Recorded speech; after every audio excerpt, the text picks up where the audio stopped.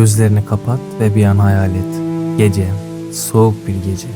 Herkesin ışıklarını kapattığı, sokakların sustuğu, şehirlerin nefesini tuttuğu o saatler. Tam da o anda biri yürüyor.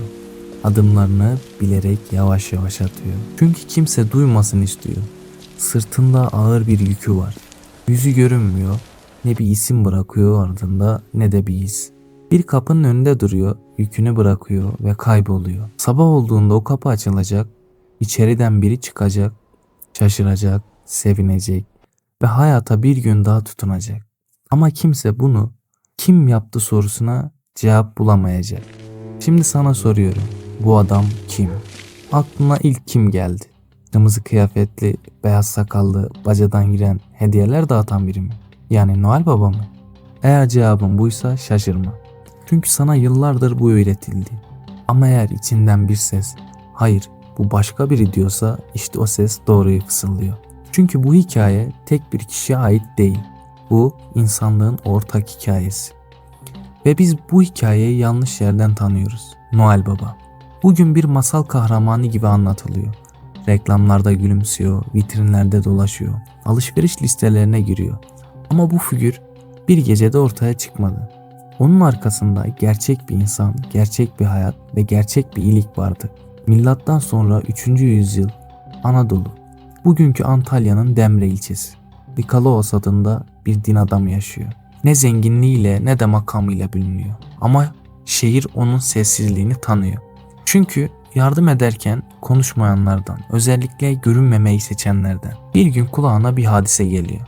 İflas etmiş bir baba ve 3 kızı. O dönemde çeyizi olmayan bir kızın geleceği yok demekti. Nikolaos bunu duyduğunda kapıyı çalıp ben yardım ediyorum demedi. Çünkü yardımının insan onurunu kırmaması gerektiğini çok iyi biliyordu. Geceyi seçti, karanlığı seçti, sessizliği seçti. Evin penceresine yaklaştı ve içeri bir kese altın attı. Altınlar şöminenin yanında kuruması için asılmış çorapların içine düştü. Ertesi gece bir kese daha attı. Sonra bir tane daha. Kim getirdi bilinmedi ama bir aile kurtuldu. Nikolaos'un adı zamanla unutuldu. Ama yaptığı iyilik hikaye olarak kaldı.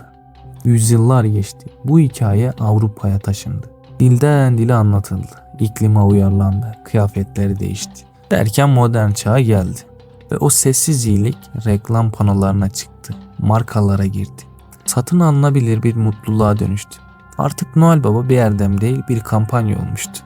Şimdi buradan seni alıp aynı hikayenin başka bir coğrafyasına götürüyorum. Yer Medine. Zaman Kerbela'dan sonra. Şehirde tuhaf bir durum var. Yoksul aileler, yetimler, dullar, işsizler. Ama her sabah kapılarına ihtiyaç duydukları şey bırakılıyordu. Bazen un, bazen ekmek, bazen para. Kim getiriyor, kim bırakıyor kimse bilmiyor. Çünkü getiren kişi yalnızca geceleri çıkıyor, yüzünü örtüyor. Tanınmamak için karanlığı özellikle seçiyor. Yardım ettiği insanların gözlerine bile bakmıyor. Bu böyle yıllarca sürüyor. Ta ki bir sabah kapılar boş kalana kadar. İnsanlar kapılarını açıyor. Hiçbir şey yok. Ertesi gün oluyor, yine yok. Ve şehirde sessiz bir haber yayılıyor. Bir adam vefat etti. Cenazesi yıkanırken onu yıkayanlar sırtına bakıyor. Derin izler görüyorlar. Nasırlar. Yıllarca ağır yük taşımış birinin izleri. İşte o an herkes anlıyor. Yıllardır o kapılara gelen kişi, o gizli hayırsever, o gece yürüyen adam, hikayenin başında anlattığım o adam, Hazreti Hüseyin'in oğlu Zeynel Abidin'di. Kerbela'da ailesini kaybetmiş, esaret görmüş, acıyla yoğrulmuş bir hayat. Ama öfkeyi değil sabrı seçmişti. İntikamı değil merhameti seçmişti. Gündüzleri ibadet eden, geceleri sırtında çuvalla yürüyen bir adamdı. Geceyi seçmişti, sessizliği seçmişti, ismini silmişti. Şimdi dur ve düşün. Biri Anadolu'da yaşadı, biri Medine'de. Biri Hristiyan dünyasında masala dönüştü, biri İslam dünyasında unutuldu. Biri reklamlara girdi, biri tarihin sayfalarında sessiz kaldı. Ve belki de asıl acı olan şu. Biz Müslümanlar kendi sessiz kahramanımızı başkalarının parlattığı figürlerden daha az konuştuk. Zeynel Abidin adı vitrinlerde yok. Çünkü onun hikayesi satmaz. Ama onun ahlaki insanı ayakta tutar. Bugün iyilik gösterilmek zorunda hissediliyor. Ama sabır hala sessiz. Ve belki de mesele şu değil. Noel Baba gerçekte kimdi? Asıl mesele şu. Biz kimin hikayesini yaşatıyoruz? Parlak olanı mı? Yoksa kimse görmeden insan yapan mı? Belki de bu gece kimse göstermeden, kimseye anlatmadan bir iyilik yapma sırası da bizdedir. Hoşça kalın.